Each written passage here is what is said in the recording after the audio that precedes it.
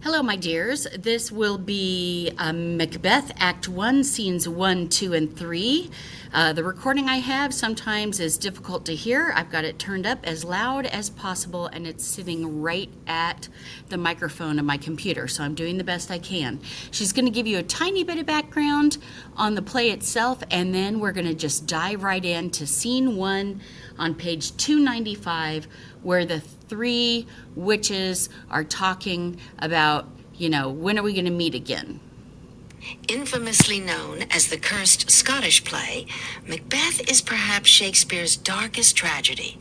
When General Macbeth is foretold by three witches that he will one day be King of Scotland, Lady Macbeth convinces him to get rid of anyone who could stand in his way, including committing regicide.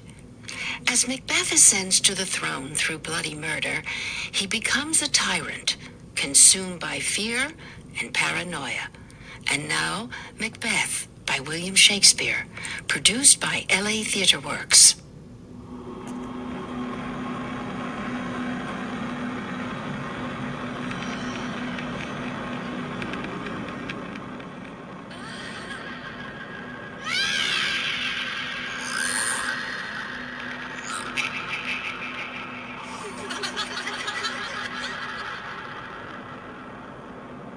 When shall we three meet again? In thunder, lightning, or in rain? When the hurly-burly's done, when the battle's lost and won. That will be ere the set of sun. Where the place? Upon the heath. There to meet with Macbeth. I come, Grey Malkin. Paddock calls. And fair is foul, and foul is fair. Hover through the fog and fill the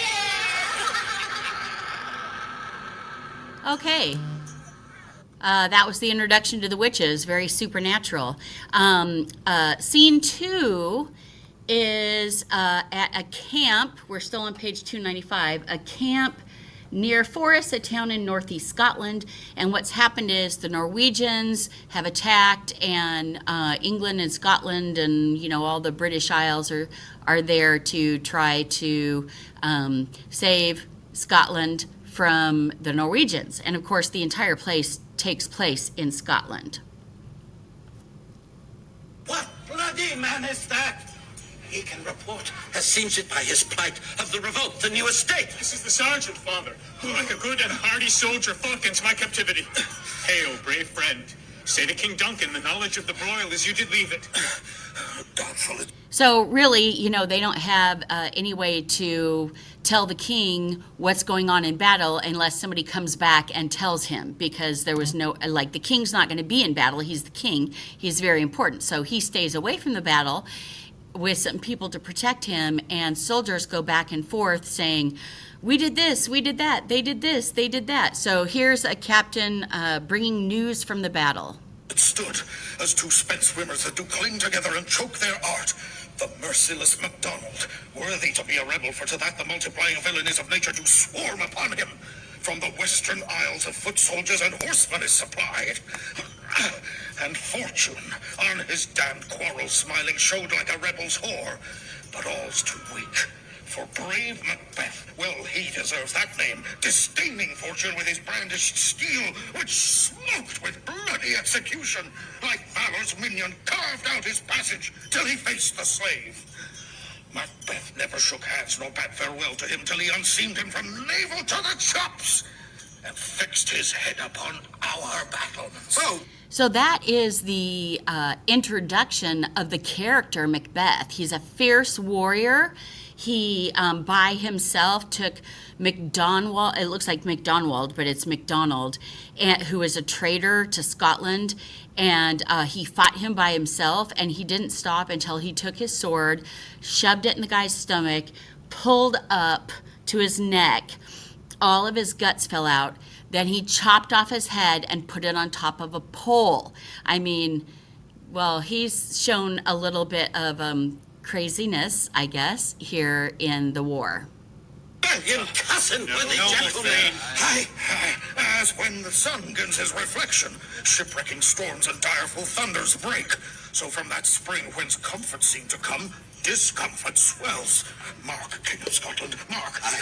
No sooner justice had with valor armed compelled those skipping soldiers to trust their heels But the Norwegian lord, surveying vantage, with furbished arms and new supplies of men, began a fresh assault. Dismayed not this our captains, Macbeth and Banquo? Aye, as sparrows, eagles, or the hare, the lion. If I say truth, I must report they were as cannons overcharged with double cracks, so they doubly redoubled strokes upon the foe. Except they meant to bathe in reeking wounds or memorize a novel Golgotha, I cannot tell. Ah, but I am faint. My gashes cry for help. So well your words become you as your wounds. They smack of honor both. Go get him, surgeons. All right, so this guy came back and he's like, yeah, not only did he take over MacDonald, the traitor, but then Macbeth and Banquo pretty much single-handedly fought off the King of Norway and pushed all those troops back so that they couldn't go any further into Scotland. And then he's like, you know, my wound really hurts. I need to go see a doctor. And Duncan's like, okay, yes. Go ahead and go get a doctor. Now, here come, again, people are just coming in to tell them about how the war's going. Here comes the Thane of Ross and Angus. My lord, who comes here? The worthy Thane of Ross. What a haste looks through his eyes! So should he look that seems to speak things strange. God save the king. Whence come you, worthy Thane? From Fife, great king, where the Norwegian banners flout the sky and fan our people cold. Norway himself, with terrible numbers, assisted by that most disloyal traitor, the Thane of Cawdor. Oh, okay, there's another traitor. So MacDonald wasn't the only Scottish traitor trying to help the Norwegians. Now we find out the Thane of Cawdor also was a really bad guy. So, again, they're coming to tell what's going on. This is the battle with the Norwegians. Began a dismal conflict till that Bellona's bridegroom, great Macbeth, clad in armor of proven worth, confronted him with self-comparisons, point against point rebellious, arm against arm, curbing his lavish spirit. And to conclude, the victory fell on us. Oh, yay, we won the war because Macbeth was really brave. Happiness! That now, Sweno, Norway's king, now asks for terms, nor will we deign him burial of his men till he dispersed at St. Column's Inch $10,000 to our general use. All right, so the Norwegian king says, we give up. Please let us come and bury our dead because that's the honorable thing to do. And they said, you can come get your dead once you give us $10,000. So they're holding the dead Norwegians hostage. King Duncan now comments on this. No more that Thane of Cawdor shall deceive our bosom interest. Go, pronounce his present death, and with his former title, great Macbeth. Okay, so Duncan's like, oh, I'm so glad we got rid of the Thane of Cawdor. He's a terrible person. Go tell everybody he's dead, and that the title of Thane of Cawdor will be Macbeth's. So the king is giving this title to Macbeth, which is a really big deal because it comes with your own army and it comes with land and another castle and, you know, lots of riches. And also just people are going to think he's a great guy because now he's going to be Thane of 2 different regions. See it done. What he has lost, noble Macbeth hath won. All right. Chapter 3, page 297. Now both these worlds come together. Where hast thou been, sister? Killing swine. Sister, where thou? A sailor's wife had chestnuts in her lap and munched and munched and munched. Give me, quoth I. A roaring steed witch, the rump-fed Runyon cries. Her husband's to Aleppo gone, master of the tiger, but in a sieve I'll thither sail, and like a rat without a tail, I'll do, and I'll do. I'll give thee a wind. Another kind. And I another. I myself have all the other, and the very ports they blow, all the quarters that they know in the shipman's card. I'll drain him dry as hay. Sleep shall neither night nor day hang upon his penthouse lid. He shall live a man forbid. Weary 7 nights, 9 times 9 shall he dwindle, peak and pine. Though his bark cannot be lost, yet it shall be tempest tossed. Look what I have. Show me, show me. Here I have a pilot's thumb, reft as homeward he did come. A drum, a drum. Macbeth doth come. Ah, the weird sisters hand in hand, posters of the sea and land, thus to grow about, thrice to thine and thrice to mine, and thrice again to make up 9. Peace. The charms wound up. Okay, so the witches know Macbeth is coming, and they say, peace, the charms wound up, so we know they're going to mess with him a little bit. So here comes Macbeth and Banquo, fresh off the battlefield. They've fought very heroically, and they're on their way home. So foul and fair a day I have not seen. How far is it called the fires? What are these? So withered and so wild in their attire that look not like the inhabitants of the earth and yet are on it. Live you? Or are you aught that man may question? Shh. You seem to understand me by each at once, her choppy finger laying upon her skinny lips.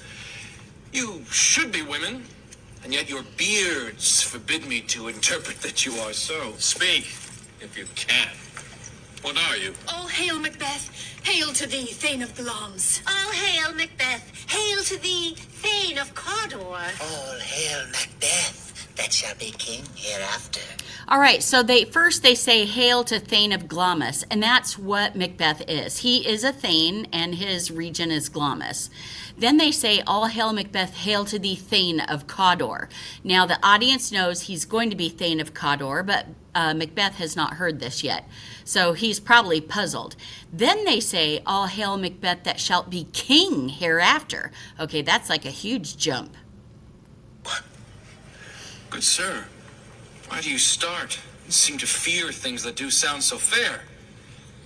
So, gut reaction, Macbeth is like, what? Name of truth, are ye fantastical, or that indeed which outwardly ye show?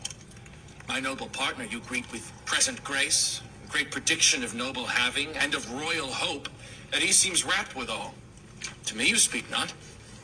If you can look into the seeds of time and say which grain will grow and which will not, speak then to me, who neither beg nor fear your favors nor your hate. So Banquo says, oh, you're going to give my friend some predictions, but you're not going to say anything to me? That's rude. And so the witches say, Hail, hail! Hail! Lesser than Macbeth, and greater. Not so happy, yet much happier. Thou shalt beget kings, though thou be none. so they say to him, lesser than Macbeth, so, and greater. That's a contradiction. Not so happy, yet much happier. Another contradiction. And then the third witch says, thou shalt beget kings, though thou be none. So to beget means your children. So the third witch says to Banquo, your children shall be kings, but you're not going to be king. All hail Macbeth and Banquo. Banquo! And Macbeth. All hail! Stay, you imperfect speakers. Tell me more. By Sinel's death, I know I'm Thane of Glamis, but how of Cawdor? The Thane of Cawdor lives, a prosperous gentleman, and to be king stands not within the prospect of belief, no more than to be Cawdor. Say from whence you owe this strange intelligence, or why upon this blasted heath you stop our way with such prophetic greeting. Speak, I charge you. And the witches vanish. The earth has bubbles as the water has, and these are of them. Whither are they vanished? Into the air. And what seemed corporal melted as breath into the wind. Would they had stayed? Were such things here as we do speak about? Or have we eaten on the insane root that takes the reason prisoner? So Banquo's like, did we imagine that whole thing? Did we, accidentally get high? What's going on? The children shall be king. You shall be king. And Thane of Cawdor, too. Went it not so? To the self-same tune and words. Okay, so they're kind of back and forth like, oh, those silly old witches saying things that couldn't possibly ever be true. But here comes Ross and Angus. And remember, they told the king, King Duncan, all about how brave Macbeth was and how he fought the Thane of Cawdor, who was a traitor. And they heard from the king that Macbeth was going to be Thane of Cawdor. So here they come to talk to him. Oh, who's here? My lords of Ross and Angus. The king has happily received, Macbeth, the news of your success. And when he reads your personal venture in the rebels' fight, his wonders and his praises do contend which should be yours or his. Silence with that, in viewing all the rest of the self-same day, he finds you in the stout Norwegian ranks, nothing afeard of what yourself did make, strange images of death. As thick as hail came post with post, and every one did bear your praises in his kingdom's great defense, and poured them down before him. Aye. We are sent to give you from our royal master thanks, only to herald you into his sight, not pay you. And for an earnest So Ross says, oh, yeah, the king sent us so that we can talk to you and so that we know you're safe. We don't have any money for you, sorry. But now Ross is going to lay on the news. of a greater honor, he bade me from him call you Thane of Cawdor, in which title hail, most worthy Thane, for it is yours. Okay, the witch's prediction came true, and in only like 2 minutes. What? Can the devil speak true? The Thane of Cawdor lives. Why do you dress me in borrowed robes? Who was the Thane lives yet, but under heavy judgment bears that life which he deserves to lose. Whether he was combined with those of Norway, or did line the rebel with hidden help and vantage, or that with both he labored in his country's wreck, I know not. But Okay, so Macbeth's like, what are you talking about? I can't be Thane of Cawdor. He's alive. And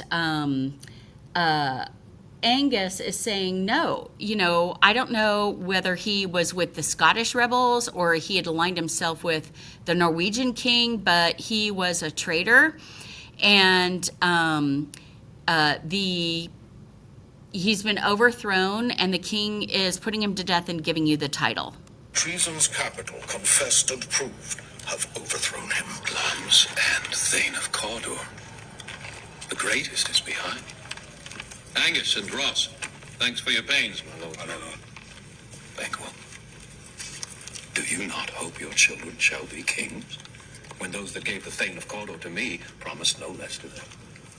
That trusted home might yet enkindle you unto the crown, besides the Thane of Cawdor. But 'tis strange. So Macbeth says, hey, Banquo, do you think your kids are going to be kings? And Banquo goes, I don't know, that's really weird, but though you are Thane of Cawdor, you're not king. And oftentimes to win us to our harm, the instruments of darkness tell us truths, win us with honest trifles, to betray us in deepest consequence. Cousins, a word, I pray you. My Lord Banquo. Two. All right, Macbeth has an aside. An aside means the playwright is letting the audience know what the character is thinking without talking to anybody else. So he talks to himself aloud so the audience knows what he's thinking. Truths are told as happy prologues to the swelling act of the imperial theme. I thank you, gentlemen. This supernatural soliciting cannot be ill, cannot be good.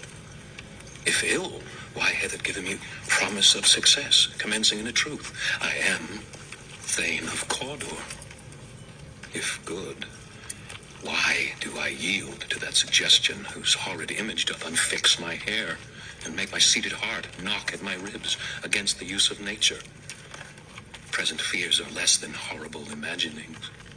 My thought, whose murder yet is but fantastical, shakes so my single state of man that function is smothered in surmise, and nothing is but what is not. Look how our partner's wrapped.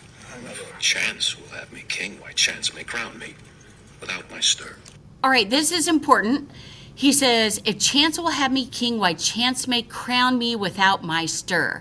He's like, well, do I need to do something in order to be king? And he's like, no, if I'm going to be king, like the witches said, then I don't have to do anything without my stir, right? It'll just happen, just like the Thane of Cawdor happened.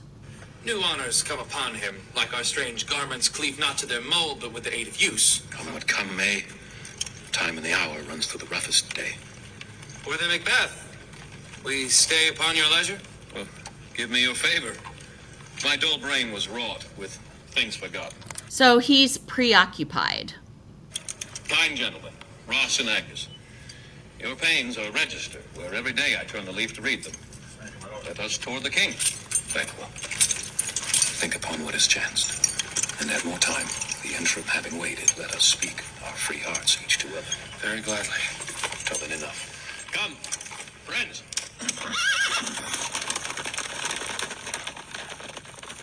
All right, so in the first three scenes, we're introduced to some of the major players, the king, Ross, Angus, Banquo, and Macbeth, plus the three witches. And we will see them, and we'll see how the characters change throughout the entire play.